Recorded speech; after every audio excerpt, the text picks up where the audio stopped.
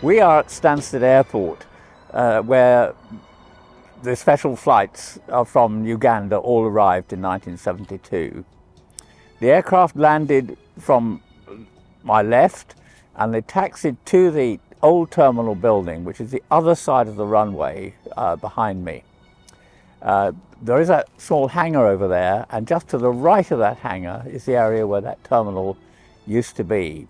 The aircraft parked immediately outside. It was a very short walk from the aircraft into the terminal where there were the reception services for them. Charles Powell was part of the story of the journey for many Ugandan Asians who were coming to Britain and landing in Stansted. This is also a very big operation for several voluntary crews who were working in the airways and who took responsibility as the first choice in such a big operation. It was very complex. It had various layers of decision making that were unknown to lots of people around that time. They also had to juggle with British policy of accepting immigrations and immigrants into this country. Working on migration as a historian, I feel that Charles's own story is something very different from how we are used to hearing stories from the point of the migrant. Well, I was responsible for getting any agreements that were necessary to make the airlift work. And I started that as soon as we heard that Amin had expelled all the Asian British passport holders in Uganda. And I dealt with the Department of Trade in Britain, which was our sponsoring department. And at all stages, I found that they had to be extremely careful about what they could say to us and what they were planning to do. It was almost as if they'd been given a directive from the minister to say as little as possible and to be as careful as possible. It was a time when immigration was as sensitive an issue as it is in 2023. It was soon after the famous Rivers of Blood speech, and the British government was clearly very anxious not to say anything which exacerbated any opinion in this country about immigration. The Caledonian Airways had to get all the information. So what was the kind of information gap? As an airline that had served Uganda for 20 years, we knew we would be involved in the airlift in some way, but we couldn't plan anything until we got the information, and that information could really only come through official sources, which meant the British government. And even within British government sources, we found significantly different estimates. For example, the High Commission in Nairobi gave us one figure which was about 4,000 lower than the British High Commission in Kampala had given us. So accurate information so that we could plan was hugely important. We didn't know where they were going to come to in this country. We needed to know that. We didn't know anything. So my first task was really, please tell us what's going on and we'll do the best we can to supply the necessary air transport. Yeah, so did you get quite a bit of cooperation from the Uganda side? We operated within an agreement, commercial agreement with East African Airways and BOAC. And the levels of cooperation between the three airlines were excellent at all stages. We also found that the authorities of various kinds in East Africa were also extremely cooperative. What was the setup like when you reached there and you already felt like you had those connections with the communities? I think it's important to understand that we were actually prohibited from having any discussions within East Africa until the British Minister, Geoffrey Rippon, had been there to try and clarify the Uganda policy. Therefore, a period of about 2.5 to 3 weeks went by when we simply could not, and we were prohibited from talking to anybody there. When we were given the green light to go there and start to look at the realities on the ground, We started, as you always do in this business, with the local British offices, with the high commissions in Kampala and Nairobi. And we then spoke with the East African aviation authorities and with East African Airways. We got high levels of cooperation, high levels of understanding, and a great preparedness and willingness to make sure that the airlift went smoothly and that the passengers would be as safe as possible in all circumstances. There were different layers of policies here. I mean, those who had the British nationality, retained the British nationality, were allowed to go back to Britain, and there was a different kind of policy for those who didn't have the nationality. The day-to-day realities was that this was a scale of air transport far beyond that we were normally used to in Uganda. And one of our first meetings with East African Airways was about the facilities that we needed on the ground in Kampala to make it work. And at that time, the three airlines involved, British Caledonian, BOAC and East African Airways, had three small offices, small retail offices in Kampala, which could probably process about 40 passengers a day between them. And for this airlift, we were going to need to process 600 passengers a day. So we were talking about something big happening. There was also something that was known as unaccompanied baggage in a market where people frequently moved homes between countries on overseas postings or whatever. They were used to taking a lot of luggage with them, and the service was called unaccompanied baggage then, and we were anticipating the need for quite a large facility to process and prepare that for the flights. And there was no such facility in Kampala at that time, so that had to be provided. The East African Airways undertook to do that, and they did find two sites. But until those had been selected, we couldn't even start to issue a single ticket, really. Those who had the financial resources to move on the normal scheduled flights were able to buy such tickets that were available, but they very, very quickly sold out. But the vast majority of the people had to wait until the facilities had been set up and that we could process them, and that took time. And the retail office we established for the passengers didn't open until about the 12th of September. So already 5-6 weeks had passed since Amin decree before we could even process passengers on any significant scale. And then the facilities were unusual, to say the least. And the only facility they offered us was the roof of the Bank of Uganda building. And this really was an open-air roof. It was a staff recreational area.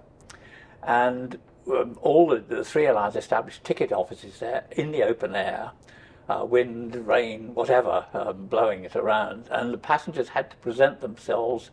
All of them had to go up there.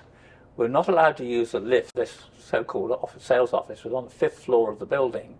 So the whole family, old, young, infants, people who couldn't walk and people who were disabled in any way, all had to go there to collect their tickets and their identity verified. So that was the first trial. And to walk up 4 flights of steps, 600 people a day, queuing perhaps from dawn till dusk in this facility was a very degrading experience. It was a very difficult experience. There were no toilet facilities, there were no catering facilities, there was nothing. So this was the first humiliation that people had to suffer before they got anywhere near the aeroplane. And then there was the trial of actually getting from wherever they lived to Entebbe airport. The Ugandan army set up a series of roadblocks on the route. I think there was initially 7 roadblocks between Kampala and the airport, which some people were strip searched, everybody's luggage was opened and anything of value taken from them. People had to, or tried to, hide their children from inspection in some cases, sometimes putting children into baggage so that they would not be checked. My own experience, which was on the first day of the airlift, was the first roadblock was immediately just by the first last roundabout as you left Kampala to go to the airport. It was the first check. and we realized that the soldiers manning the check there couldn't read because they read our passports upside down, so we were dealing with that level of difficulty, and there were then 6 more to go. So before you get anywhere near the airport, everyone was suffering a miserable experience. Their assets, property, gold, anything was being stolen from them. So goodwill, as it were, of the authorities to facilitate the airlift turned out to be a very hostile experience. I had to go through that the first day myself, and I saw these people being treated really quite abysmally badly by the authorities there. And that continued all the way through until they actually got onto the aeroplane itself. Armed guards were everywhere. Everything was checked. People were terrified by the experience. They were being asked ludicrous questions by the guards who knew nothing about what they were doing, probably were indisciplined and probably had no clear instructions. So I have to describe the atmosphere associated with the departure of every flight from Kampala as being very, very difficult for all those involved. And I was thinking about the voluntary crew around you, and people who were actually facilitating the airlift. Were they facing similar experiences? We faced every sort of difficulty. The uniform was no guarantee of safety, and there was one dreadful incident that occurred very, very early on in the airlift, when we used to have crew who stayed in the Lake Victoria Hotel, a very happy place for us. I think it was on either the first or the second night of the airlift, when there were troops in the area. The hotel was raided at about 2 o'clock in the morning. All our crew were strip searched by the guards, and as a result, the senior captain in the hotel, a man called David Phillips, decided that the crew would leave the hotel. He contacted us in Nairobi, and we arranged for them to leave immediately, and they flew down to Nairobi, and no crew were based in Kampala after that. It was too difficult experience. That was one of the factors that resulted in us seeking to use volunteer crew only for these flights. We never had any shortage of volunteers, and none of them ever had an easy time at Kampala airport. We were told by passengers that their children had been stolen by the guards at either the airport or one of the roadblocks. We found that passengers were using any method that they could to hide their children from the guards, including putting them in luggage, hand luggage to take on board, and matters of that sort. So I think that what that shows is that at every stage through the journey from their homes through to the aircraft, there were hostilities, there were difficulties. So I can't even begin to imagine the emotional stress involved. Already having had their assets stolen from them, and then find that their children had to be taken as well. And they were going to a place they didn't know in many cases. They had no idea what the future held. So we were really dealing with some extremely difficult circumstances. And I believe we all did our very best to make sure they were as comfortable as we could make them in the circumstances. And was the route still quite traditional? The problem we had is that Entebbe Airport was a very small airfield, particularly the runway was very short, and that restricted the performance of the aeroplanes. And for most of for virtually all of the flights involved, it was not possible to operate non-stop from Entebbe to London at the beginning of the airfield. British Caledonian used the Boeing 707, and that had to stop at least once. But the way the operation was conducted, really to provide the maximum levels of safety for everybody involved, meant that we actually had to stop at Nairobi and then at Benghazi in Libya en route. The aircraft had to be refueled somewhere, and it had to be provided with catering, and we had to change the crew. We couldn't do that in Entebbe anymore after that night raid. So the crew stayed in Nairobi, the aircraft was catered in Nairobi, and the aircraft was fueled in Nairobi. So when the airlift started, all the special flights operated via Nairobi and Benghazi, which meant that the journey time from Kampala to London was going to be around 14 hours, with 2 stops. And of course, every time the aircraft stops, you increase the stress levels of the passengers. It's not the last stop. They've still got to wait until they get to England. And there was one particular incident that arose. An aircraft that was operating from Kampala, from Entebbe via Nairobi to London, had to make the refueling stop in Benghazi. And the aircraft had a major technical problem and could not continue beyond Benghazi without being repaired.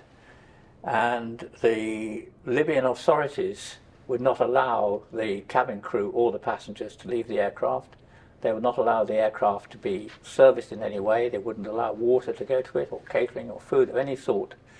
And the aircraft was on the ground for around 12 hours in Benghazi in a September afternoon. Extremely hot, 45 degrees outside, rather more than that inside, with nothing whatsoever. And I am very sad to say that one passenger died in the aircraft while we were there. Fortunately, shortly after that, a new runway, which was already under construction at Entebbe, opened, and from the early part of October onwards, it was possible to operate non-stop to London, and that's how we then managed it, and it was by far the best option when we could achieve it. In the UK, Stansted became the choice to land. Is there a particular reason to choose Stansted? The British government selected Stansted, we believe, for 2 reasons.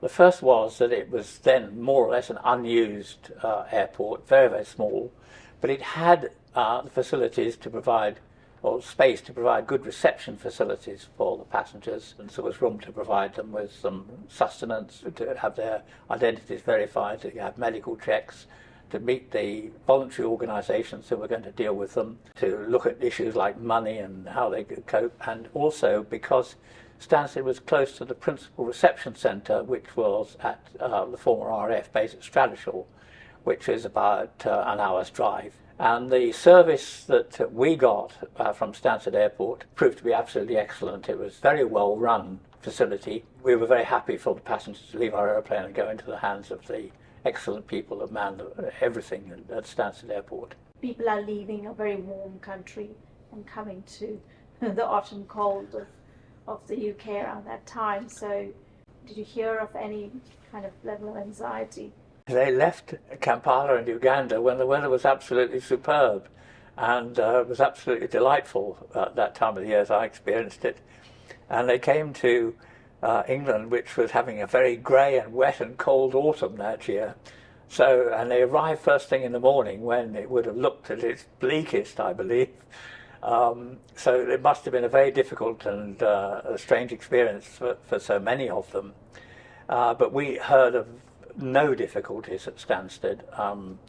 I can't imagine how anyone who had endured all that difficulty in Uganda could, they can't have said it was a nice place to come to. They must have been so anxious about everything. I mean, where were they going to live? Where were they going to get money from? Where were they going to be able to get medical help? They didn't know any of these things until they got here. So it was a journey into the unknown on a spectacular scale, without question. It doesn't matter whether Stradishall was a warm place or a cold place. They were in a safe place, and that safety was probably the most important thing, because they had not been safe in Uganda. Do you feel that you yourself had to negotiate and navigate lots of unknown factors throughout this whole process of the airlift as well as the journey? The roadblock system was clearly so awful that we had to try and find something better. And what we were able to agree really quite quickly was that where people did not want to travel to the airport themselves, they should report to the central bus station in Kampala, where they would be put on buses. Bus would have an armed guard on it, and the roadblocks would disappear. So they went through one security check at the bus station, and then they were taken to the airport under an armed guard.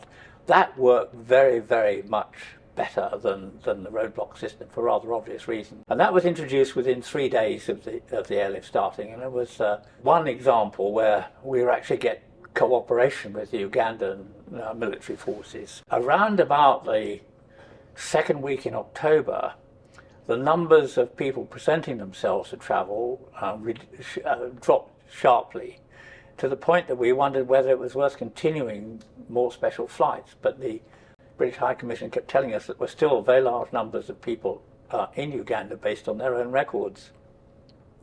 So we discussed this with Amin's office, and he, or the people at the meeting, said they would solve this problem, and they did so by sending armed soldiers round to all the known addresses of these people, and all of a sudden thousands of people appeared and had to camp out in Kampala until the flights were available.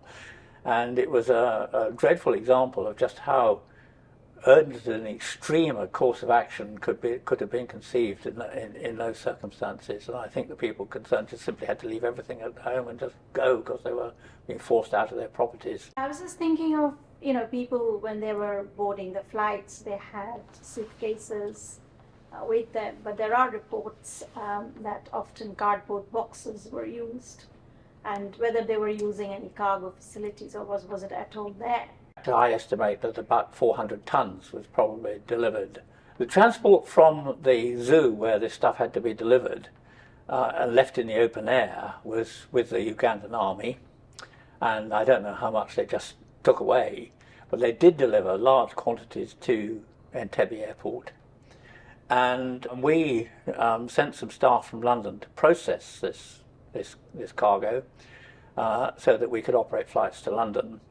And to carry 400 tons, we would have needed about 10 flights. Those staff, led by a man called Arthur Maskell initially, found considerable difficulties because the packaging started to collapse. And I went to Kampala to work out a method of solving this problem, what we were going to do. And we found that everything that was put on the ramp at Kampala airport the base of this cargo was being eaten by termites and was collapsing. Anyway, we set up a facility to segregate the cargo and keep it safe, and we were eventually able to assemble one plane load to come to London, and it all looked clean, all documented, and so on. And when it arrived at Stansted, it was found to be contaminated by insects and bugs of various sorts, and was incinerated by the health authorities as soon as it arrived. And no further flights were attempted after that. So the fact of life that nature caused virtually every single kilo of that unaccompanied baggage to have to be destroyed or stolen by the Ugandan authorities. I think they stole quite a lot of stuff. The first experience that the passengers would have had going on to the aeroplane was music playing. It was called boarding music, and we used as our boarding music something that was very soothing, which was Vivaldi's Four Seasons. It was the boarding music for all British Caledonian flights at that time.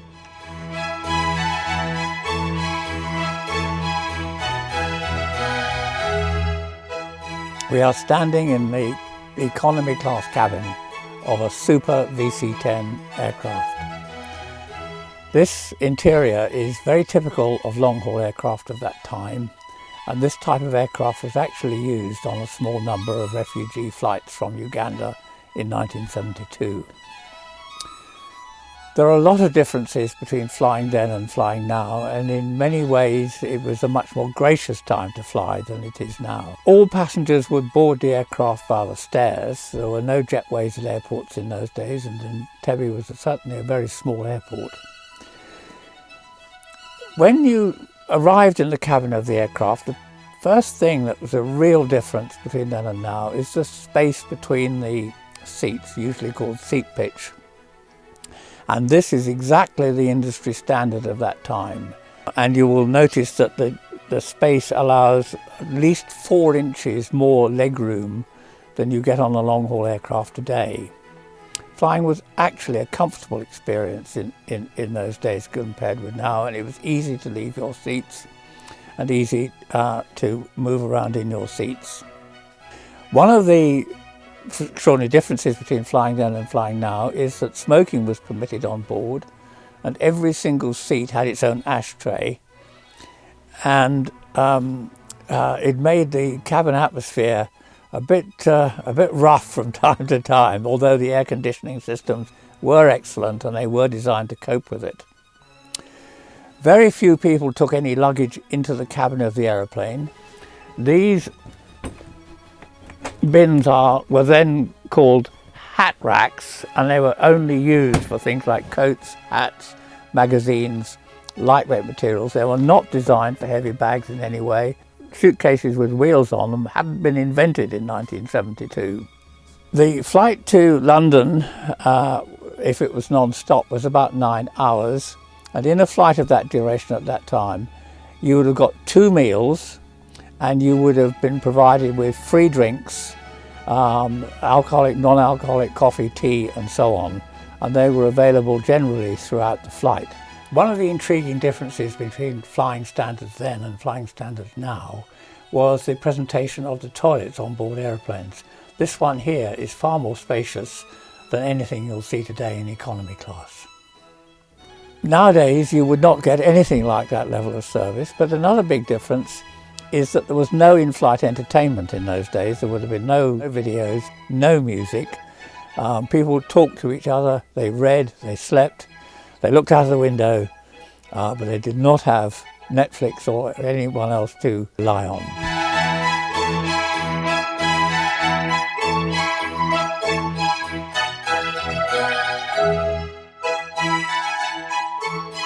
Well, this is the British airliner collection, which is owned by the Duxford Aviation Society, and it's here at the Imperial War Museum site at Duxford in Cambridgeshire. And behind me we have the Vickers Super VC-10, which is the iconic airliner of the 1960s and 70s. And in fact, this is the only VC-10 that's still in passenger configuration, and it's this type of aircraft that was used in the Ugandan airlift 50 years ago. There was the first service that the passengers would have experienced was something again unique to those times, and that is that on all flights everywhere passengers were presented with boiled sweets before takeoff, apparently to help people cope with the pressurization changes after takeoff. It's a curious thing because the sweet would never have lasted long enough to have actually provided that service, but it brought the crew into contact with the passengers and for the first time. Between Entebbe and Nairobi at the beginning of the airlift, when the aircraft reached that way, all the passengers would have received a soft drink, typically a glass of orange juice. On the ground in Nairobi, they would have had to have remained on board the aircraft, and then between Nairobi and Benghazi, they would have been all served with a hot meal. We had a special menu. I can't remember precisely what it was, but it was one designed to cope with Asian tastes as opposed to traditional British catering standards. And they would have had that meal. They would have had whatever drinks they wanted. They were always available. And then on the final sector between Benghazi and London, they would have received a breakfast service. There was no in-flight entertainment, there was no other music on board the aircraft in those days. We believed it was our duty to do the very best we could to facilitate this airlift and to bring those people to safety. It was that service concept which was more important to us than anything else at that time. And I believe that using the volunteer crew who all flew it enthusiastically, and through the various things that we did, we could be very proud of British Caledonians' involvement in the airlift. We carried the majority of the passengers on the airlift, and I believe we did a very good job. The second thing that happened, I believe, is that we made a major contribution to the safety of the individuals concerned. There was not a day when things were normal. It was you had to take special care of everything to make sure that it worked. I think we learned that when Britain has to handle a crisis, it was able to do so with warmth and compassion, actually, and the voluntary services and the government people who were involved in the reception of the evacuees into this country, I think did an excellent job and provided people with the warmest welcome that was possible in the circumstances.